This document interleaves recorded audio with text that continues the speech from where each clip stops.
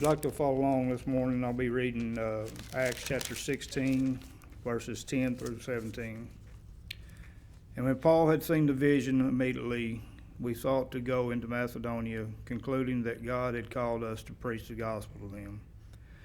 So setting sail from Troas, we made a direct voyage to Samothrace, and the following day to Neapolis, and from there to Philippi, which is a leading city of the district of Macedonia and a Roman colony. We remained in the city some days, and on the Sabbath day we went outside the gate to the riverside, where we supposed there was a place of prayer. And we sat down and spoke to the women who had come together. One who had heard us was a woman named Lydia from the city of Thyatira, a seller of purple goods, who was a worshiper of God. The Lord opened her heart to pay attention to what was said by Paul. And after she was baptized, her household as well, she urged us, saying, "If you have judged me to be faithful to the Lord, come to my house and stay." And she prevailed upon us. As we were going to the place of prayer, we were met by a slave girl who had a spirit of divination and brought her owners much gain by fortune telling. She followed Paul and us, crying out, "These men are servants of the Most High God, who proclaim to you the way of salvation."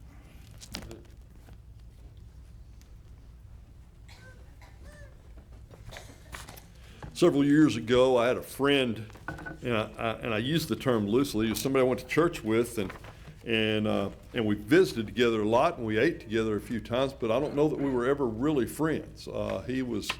He had a personality that sometimes would drive you away from him. Sometimes it would draw people near, but most of the time it was almost caustic sometimes. So I don't know that we could really say friend, but I'll say a friend from several years ago.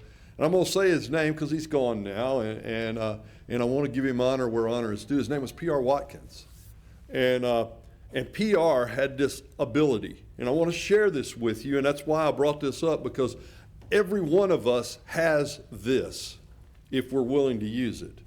PR was the guy who would be in line behind you at Kroger or in line behind you at Walmart or something, and he would say something like this.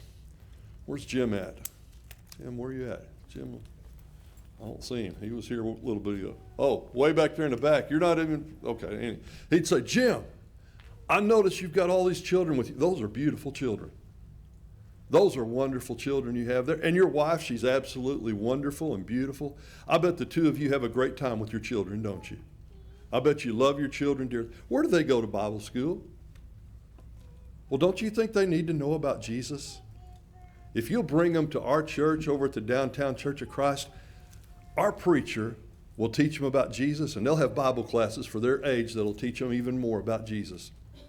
Wouldn't that be fun? To everybody he met. To everybody he met. He was a constant encouragement to bring people to church. Problem was, he was also a constant encouragement to drive people away once they got there. But that's a whole other story.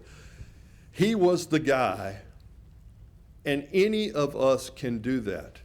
Any of us can say to the person in line in front of us, "Oh, wow, hey, I love your hat."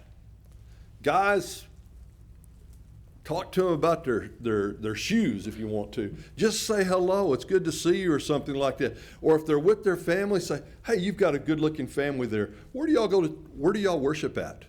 And when they tell you they worship at Podunk whatever, you say, "Hey, well, that's great. I just recognize you look like somebody of faith."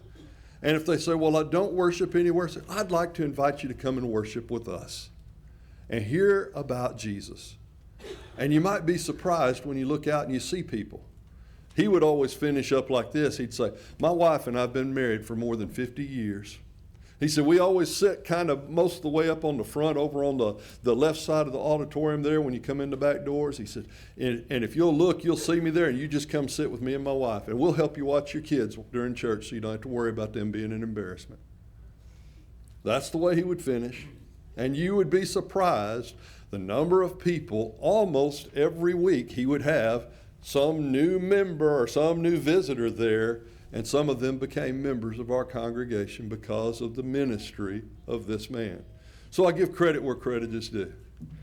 He's also a guy that would confront the same person in Walmart 6 weeks later and say, well, you came to church once, but you never came back. So like I said, sometimes it wasn't as positive. We live in a world where people want to be noticed, and that's a way to notice people. We live in a world where everybody wants to be famous. I mean, I would imagine you recognize just about every face up there. There may be one or two that somebody doesn't recognize, but everybody else will recognize those if they don't recognize the others. Everybody wants to be the next big star. Everybody wants to be the next big talent. Every athlete wants to be the next big superstar. You know, they're talking about baseball players. Got a guy he's expecting to make $700 million to play baseball. If they gave me a couple of hundred, I'd show up. You know what I mean? I wouldn't be as good a player. But they could hire me. How many times would that be for $700 million? Everybody wants to be the big star. You know, there's an old saying, there's no such thing as bad publicity. People will go to tremendous lengths to get noticed. Even serial killers sometimes do what they do so that they can make a name for themselves. I want to kill more people than anybody else did, and I'll be famous forever. There's nothing wrong with being well known by the world. There's nothing wrong with being noticed for what we do, but Christians ought to have a bigger desire than to magnify ourselves. You see, our goal, Paul's goal, he says, my eager expectation and hope, I will not be at all ashamed, but will with full courage always, or as always, Christ will be honored in my body, whether by life or by death. For to me to live is Christ and to die is gain. As Christians, we ought to be living in such a way as to bring glory and honor to Jesus Christ, not to ourselves. Now, if we get recognized for that, that's fine. If we're out doing good for the cause of Christ and somebody says, hey, I appreciate what you did, that's fine. They can appreciate what we did. And we can respond with, well, you know, God loves you. Because that's really why we do what we do, or it ought to be why we do what we do, not just so we can get the accolades, not just so we can be recognized. You know, it's an important thing there. Paul was a rock star in the early church. Everybody knew who Paul was. I mean, even today, everybody knows who Paul is. When I was a kid and I was thinking about heaven and going to heaven, one of the things I wanted to do was meet Paul. I mean, hello, this guy is famous. This guy's the big guy. Everybody knew his name. You know what he says? I want him to see Christ. I want him to see Christ. He says, I want you to imitate me. That's what he says in another place. I want you to imitate me in my lifestyle. I want you to follow Christ. Don't follow Paul. Follow Christ. He's the big guy, and he's saying, hey, it's not about me. It's about Jesus. You know, we're supposed to live to point others to Christ. Jesus says we're salt and light. You know, we're supposed to be salt and light and bring goodness to the world and spread the light and share the light of Christ with others. And not only are we to let our light shine, but the warning is there as well. If the salt has lost its savor, wherewith shall it be made salty again? You know, if we allow ourselves to quit reflecting the light of Christ, if we allow ourselves to quit being the people of God, if we allow ourselves to put ourselves up as, can you imagine, just for a split second, you go to a restaurant and they bring you, are we having baked potatoes tonight? Is that right, Rod? Nope. Okay, never mind. You go to a restaurant and they bring you out a baked potato. And they bring out the baked potato, and nowadays they like to rub them down with oil and coat them with salt, sea salt. You notice that? They like to do that on the skins of. Can you imagine if instead of a baked potato rubbed down with oil and coated with sea salt, they brought you a bowl of salt? Said, eat this. My daughter would love it if they gave her a little ketchup with it back when, but other than that, most of us probably wouldn't like that very much. We would say, you know, it's just too salty. Here's a clue, folks. when the salt overrides the meat, or the salt overrides the vegetables, or the salt overrides the watermelon until all you taste is salt, it ruins it. And if we put ourselves in a situation where we override Christ, we ruin it for people. We're the salt of the earth. Christ is the main course. We're supposed to be salty. We are. We're supposed to be flavorful. We're supposed to help preserve. We're supposed to help do all those things. But we cannot get in the way of the message. We can't override the message. And there's an important lesson there that we ought to take as we look at it. Because he says if we do that, we're not of any value anymore if we lose that. Back in 1995, there was a movie called The American President. Michael Douglas and Martin Sheen played in the movie. Martin Sheen was the president's chief of staff.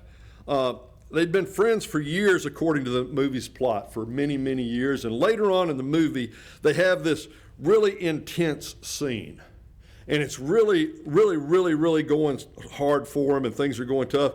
And Sheen is encouraging the president to respond to one of his critics. And the president, Douglas, says, you know, Sheen, you must really like well, he doesn't call him Sheen, he calls him by his character name. You must really like the view from the cheap seats, because you're always there. I'm the one that's out in front of everybody.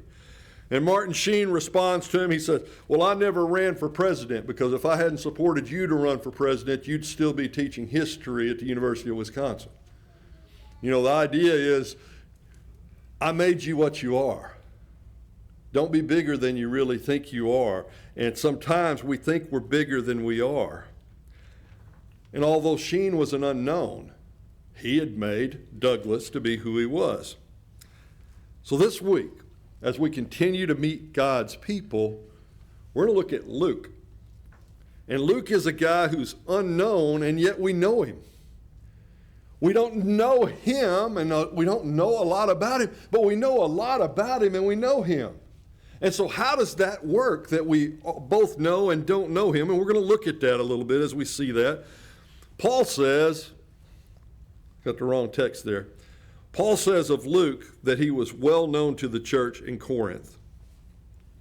He lived to make his life known he lived to make Christ known. His gospel account was well researched. Of all the gospel accounts, he's the one that says, I went and I talked to people and and I'm attempting to put down an orderly account of the things that are going on. He's read the other available accounts. He's talked to some of the witnesses, and undoubtedly those witnesses included the apostles, or some of the apostles. Undoubtedly those witnesses included some of the people in Jerusalem who had known Jesus personally. Undoubtedly, he had tried to interview Mary and others who had been around for all of Jesus' life. That's what Luke was trying to do as he set out his gospel. He wrote so that others could know the truth about his Savior. Are we living our lives for the same reason? Because that's a life work, what he was doing, trying to let others know. Or are we living for ourselves and promoting ourselves? Look at me. Look at me. Look at me. There was a skit many years ago that I saw, I don't know how many times at different youth events, and it was always, I don't know, there were usually about 8 or 10 people that would walk up and down the aisle, the kids in the skit, and they'd say, look at me, look at me, look at me, and they'd have different signs and different costumes and things, and then finally somebody would say, stop, look at Christ. And so the two of them would say, look at Christ. And then the next one would come down, look at me, look at me, look at. Like I said, I saw it, I don't know how many times at how many different youth rallies. And each time it was done a little differently than the time before. But the point was pretty serious. And the point was pretty real. Because a lot of times we live our lives saying, look at me. Look at me. We do our hair so that people will notice our hair. We do our makeup so that people notice our makeup. We wear our clothes so that people notice our clothes. We drive our cars so that people will notice our cars. Everything we do is about look at me. Some of us talk a lot louder than others do because we like attention. Others talk a little quieter because they're less liking of attention maybe. But it seems like everything we do is look at me, look at me, look at me. And we ought to be saying, look at him. Look at him. Look at him. We live in that world. There's no doubt about that. Are we living our lives for the same reason Luke was, to glorify Christ? This morning we're going to look at 3 points about Luke, and I'm going to try to make it a short lesson as we do that, because I think the lesson in and of itself is about not giving Luke the glory because he didn't want it, and at the same time recognizing the honor he deserves. And so we're going to look at that, and I saw this little cartoon. I thought it was kind of cute. It says, why are we here? To serve others. Why are others here? To annoy us. I kind of think that's pretty accurate sometimes, the way we feel sometimes. But we're going to look at Luke, first of all, as the unknown Luke. The unknown Luke. You know, there's only 3 passages in the New Testament that mention Luke's name. Did you know that? As much as you know of Luke, did you realize his name is only mentioned 3 times in the New Testament? You think, wait a minute, there's a whole gospel of, yeah, there is. In Colossians 4:14, he says, Luke, the beloved physician, greets you, as does Demas. In 2 Timothy 4:11, Paul writes, Luke alone is with me. Get Mark and bring him with you, for he's very useful in my ministry. And in Philemon, verse 24, as do Mark, Aristarchus, Demas, and Luke, my fellow workers. The only person that ever uses Luke's name is Paul. And only 3 times. Only 3 times. It's kind of amazing when we do that, when we read that and see that. I was surprised. I really was when I started looking up how many times Luke's name was in the New Testament. I was surprised by that a little bit. Furthermore, there are only a few passages where he's mentioned in the we statements. In Acts 16 that we just read, in Acts 20, and a couple of places there, in Acts 27, and in Acts 2, we get the idea of the we statements. We did this, and we did that, and we did that, and then we find out who all the group was, and we find out, okay, the writer was there, and Luke's the writer, so he's the we, or part of the we there as we look at that. And in contrast, Peter and Paul, they kind of dominate the New Testament with their names. Peter's name's mentioned over 150 times in the New Testament. Paul's name's mentioned over 150 times in the New Testament. Peter, Paul, Peter, Paul, Peter, Paul. Who's Luke? Where's he at? 3 times. 3 times. We don't see him very much in Scripture. The picture of him is a little different. Apparently he's a Gentile because he's kind of contrasted. If we look here, these are the only men of the circumcision among my fellow workers. Now, there was a list there, and Jesus, who's called Justus, is the last of the ones in that list. And I didn't put the rest of the text up there. But then if you look down there, he says Luke is here too. Now, these are the only men of the circumcision. Luke is here too. That implies that Luke's a Gentile. There's a strong implication there that he's a Gentile. He's a physician. Verse 14 says, Luke, the beloved physician, greets you. So he's a physician. We know that about him. Irenaeus, who was an early church writer and leader in the church way back when in the early 2nd century, he claimed that Paul and Luke were inseparable, and he's a fellow worker with Paul. We find him in Colossians 4. We find him in 2 Timothy 4. We find him in Philemon 24, the 3 times his name is mentioned by Paul. And because of the nautical terminology that he uses and some of the terminology he uses in the we passages, many scholars have concluded that Luke might have been a slave who had been assigned as the personal physician of Paul. And that's why he traveled with Paul everywhere Paul went. In those days, oftentimes, a slave that had talents like a physician or something like that, someone would buy them and they would assign them to a family member that was sick. So many scholars think maybe he was a slave that was assigned to take care of Paul. In addition to the New Testament, there's an early commentary that was written on Luke's gospel about 175 AD, so about 100 years after the New Testament. Not gospel, 100 years after the gospel, that was written about Luke. And here's what they said about him at that time: that he was from Antioch of Syria, that he was with Paul until Paul's martyrdom, that he never married or had any children, and that he died at the age of 84 in the town of Bochia. Now, we don't know if that's true, but here are people who are trying to develop a history of the church within 100 years or so. They probably had researched that a little bit, and that's what they at least believed at that time. Or somebody made up a story. Like I said, it's not gospel. It's something that was written 100 years later, but it's the traditions that have been carried down about him.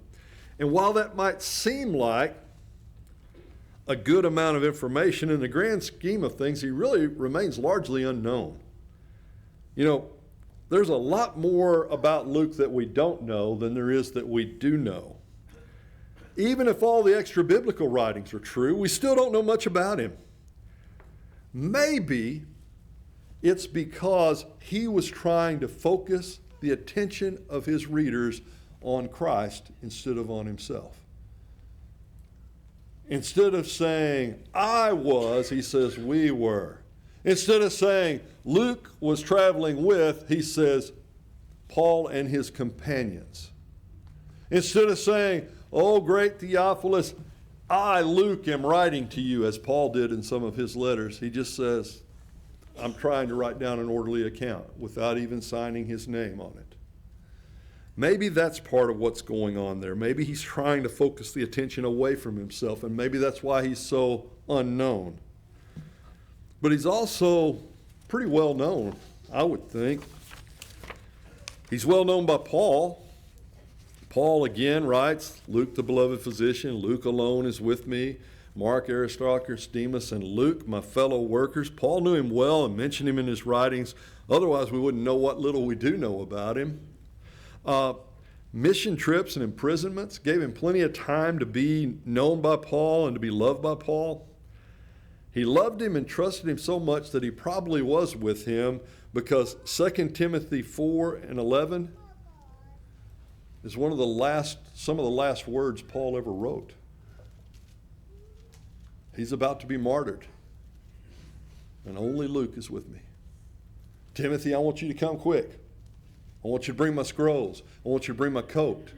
I want you to get here before winter time. It's bad. This is the last time I'm going to write. I'm about to be poured out as a drink offering. Luke's still here. Luke's the one that's with me. And so we understand that a little bit. He was well known by the church. You know, when Paul writes the letter to the Colossian church, he writes there and he says that he refers to Luke as the beloved physician. Now there's a question there whether he's beloved by Paul or beloved by the church. It's possible that because he was tending to Paul's needs and he's with Paul, and especially when Paul was all alone except for Luke, it's possible he's talking about, this is the guy I love. This is the guy I love with all my heart because he's here with me everywhere I go. He's been through all my trials with me. He's been through all the turmoil I've been through. He's been side by side in my ministry as I've ministered, and so I love him like a brother. He could mean that Luke had a special relationship with the church at Colossae. He could have been from Colossae for all we know. We don't know that. And so he may be saying, hey, you guys know this guy and you love him and you've learned to love him too, just like I have. We don't have any history in the Bible that says that Paul and Luke spent a great period of time in Colossae for him to develop a relationship with them, but he could have been there before his relationship with Paul. It could have been at some prior period or something, but he's beloved at least, maybe by the church, at least by Paul, and he loves the church. Luke greets you. You know, all these other names, some of them greet you, some of them don't. All these other names are important, and they are, but he puts a point in there that Luke greets them too, along with Demas. And it's important that they understand that. The church there knew that. And they knew of his great writings. We refer to as the Gospel of Luke and the Acts of the Apostles. They knew about that. And many have speculated that both the Gospel and the book of Acts were written as a defense for Paul when he went on trial in Rome. You know, they want to think that maybe the Acts shows why Paul believed in, or the Gospels show why Paul believed in Jesus.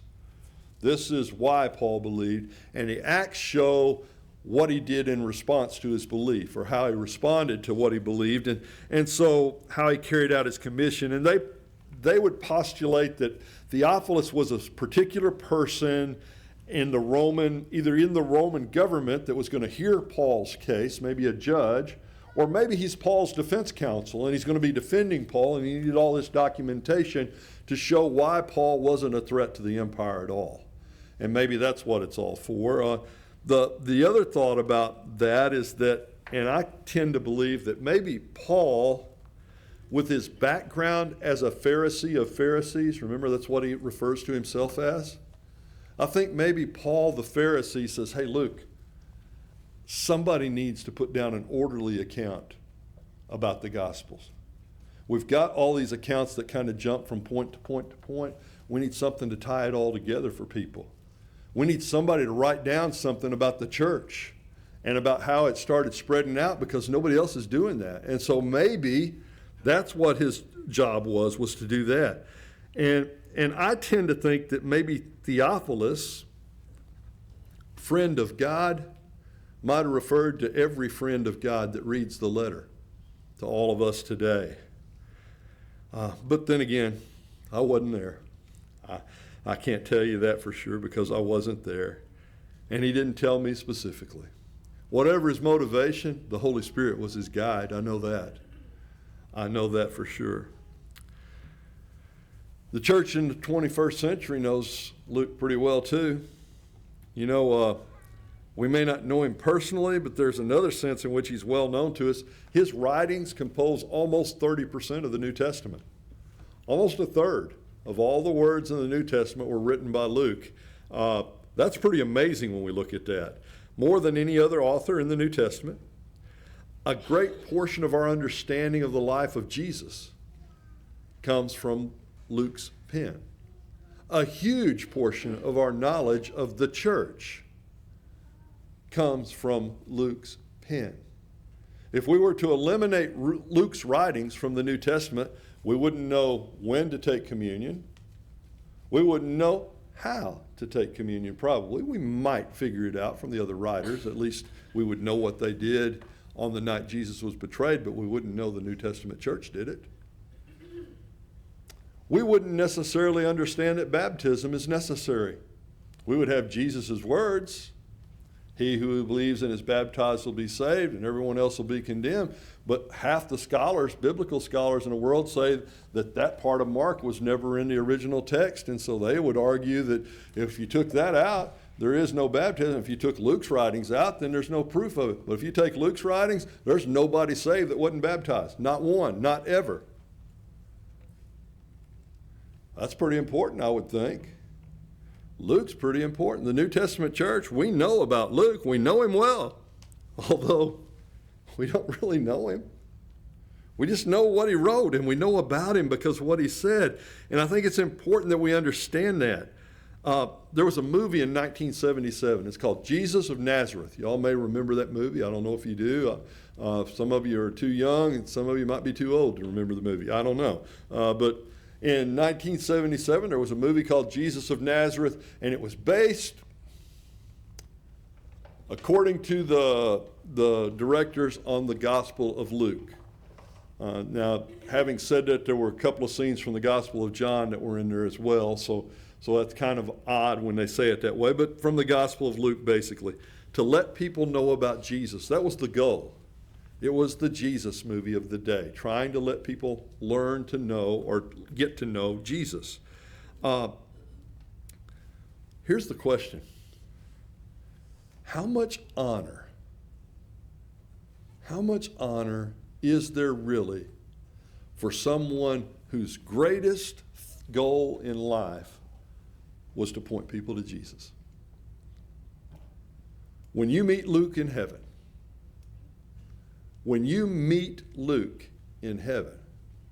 you can go to Luke and say, part of the reason I'm here is because of what you wrote. That's his great glory. That's his great honor. We'll be in heaven in part because of the words Luke wrote. That's a pretty big honor. That's a pretty big glory. I'm looking forward to meeting him someday and telling him thank you. because he helps us to see Jesus better. He's known by God.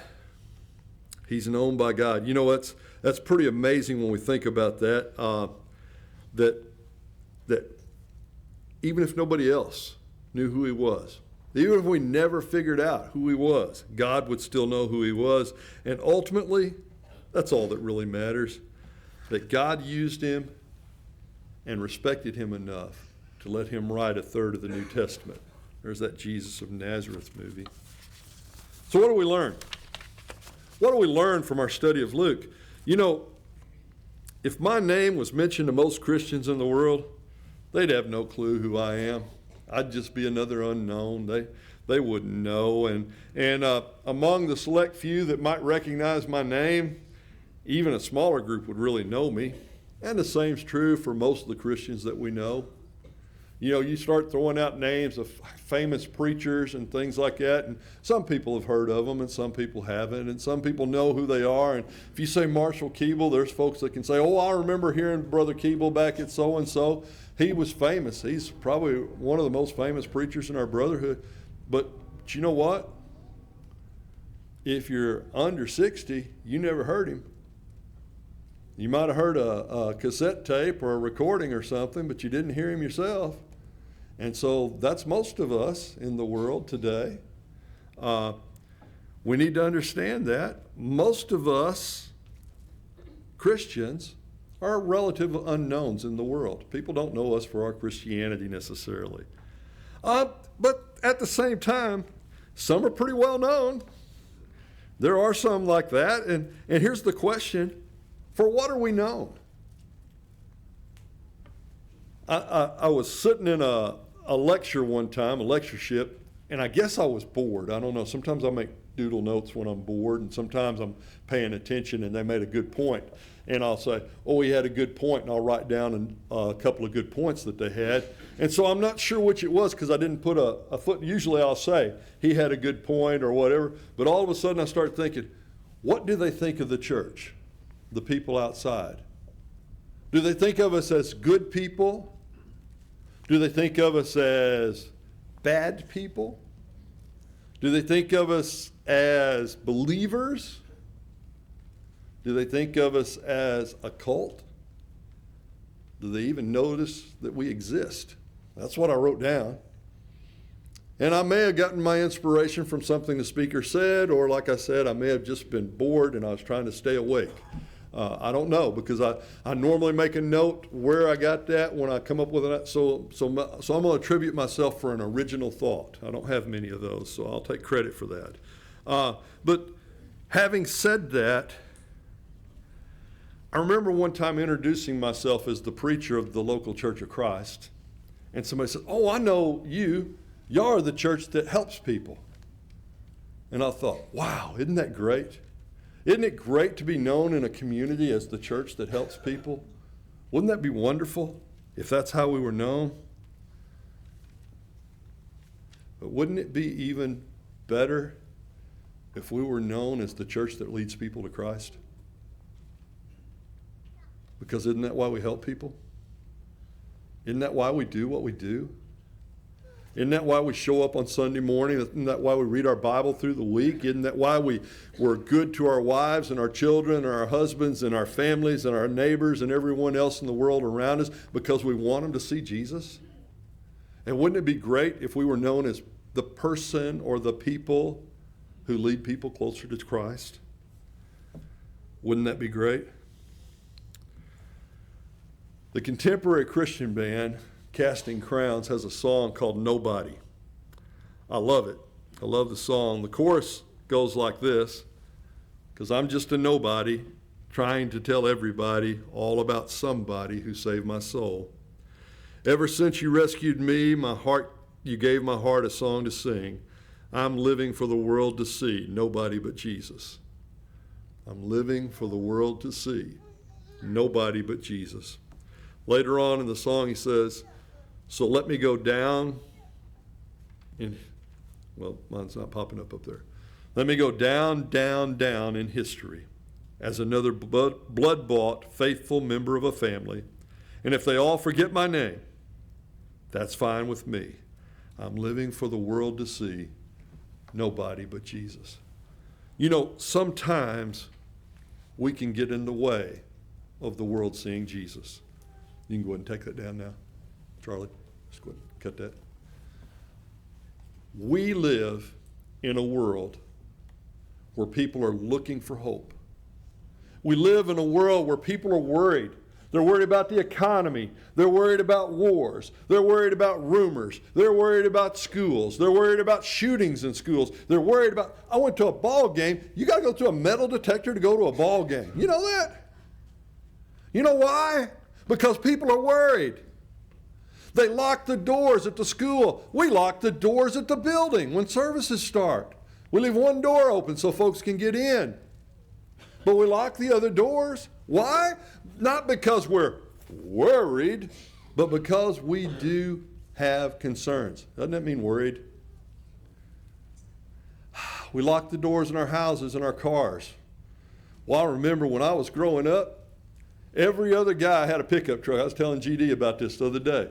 Every other guy on the school parking lot had a pickup truck. Every single pickup truck had a gun rack in the back window. Y'all remember them old gun racks that you slide up and down in there? Every single gun rack had a .22 rifle and a 12-gauge shotgun.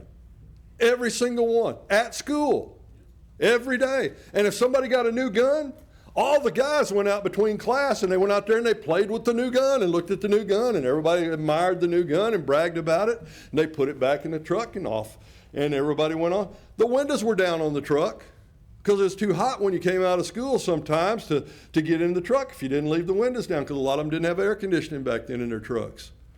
There were no school shootings. We weren't worried. We weren't concerned. We didn't have to have metal detectors. They built cannons in shop class. I know, I built one of them. We worry about everything in the world.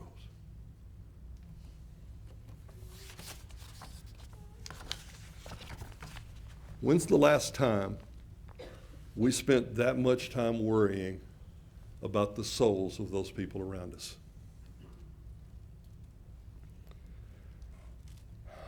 When's the last time we decided that the most important thing I can do in this world is to bring peace to a world that is desperately seeking peace by sharing with them the Word of God? Maybe we need to do a little more P.R. Watkins stuff. Maybe it's not in me to be the preacher this week. Maybe it's not in me to be the Bible class teacher this week. Maybe it's not in me to be the elder this week. Maybe it's not in me to be the great Christian this week, or to open a Bible study with somebody this week. But you know what is in me this week? It's in me to be sweet and kind and gentle, and to say, hey, where do you worship at? I'd love to invite you to come and worship with me. Do you know I have never in my life, I've had people say, I'm not interested or no, but I've never had anybody be rude to me when I ask them that question. And you won't experience it either, I'm pretty sure. Luke's hid behind the cross so he could share the message of the cross, and so should we. If you need to respond to the Lord's invitation this morning, maybe you're not a Christian, now's the time. Don't put it off. Life's too short. Eternity's too sure. Maybe you need to be baptized into Christ. Maybe today you need to make sure your life's right with Christ because you've lost your track, and it's time to get back on track. If you need to respond, won't you come while we stand and sing to encourage you?